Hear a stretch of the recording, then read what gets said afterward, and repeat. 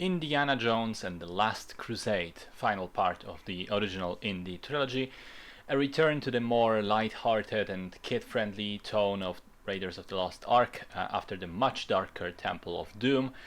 This film won an Oscar for Best Sound Editing, was also nominated for Best Sound and Best Music, of course, for John Williams. The story opens with a flashback sequence to young Indiana as a Boy Scout, explaining several background details about him and how he first got into the archaeology and swashbuckling adventures. Then we jump to the present, which in the film is 1938, and follow Indy on another one of his globe-trotting quests.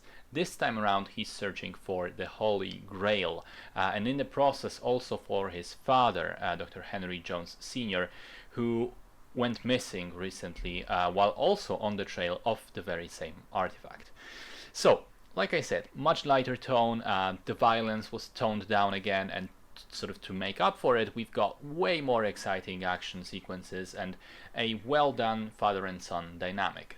Harrison Ford and Sean Connery play off of each other very, very well. The contrast, but also the similarities between the two of them are really nicely drawn. I also really enjoyed how the movie finds a lot of humor in having Connery play the hapless old man, not used to adventures, very clumsy, which is funny because this is James Bond we're talking about, right? And while in a lot of ways the relationship is played for laughs, it isn't just a joke, which I appreciated. There is a genuine, well-written arc of reconnection explored between the two men. The stunts are great, so are the locations, I love the music. Dr. Schneider is a much needed improvement over Willie in terms of love interests for Indy. She's a much more interesting person, more intelligent, capable, but also with her own motivations and a lot of agency. If there was one thing I didn't love as much, it's that I think there are some pacing issues. Strangely enough, not with the smaller moments, but with the action sequences, and most notably the tank chase sequence in the third act. It seems to go on forever.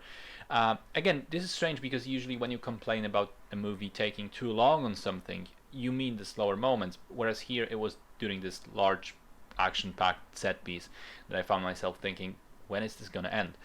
But that's a minor complaint, really, as the film remains the timeless classic that it always was. It's still very good, enjoyable, fun, and entertaining, and together with the previous two movies ended up creating one of the more consistently excellent movie trilogies of all time.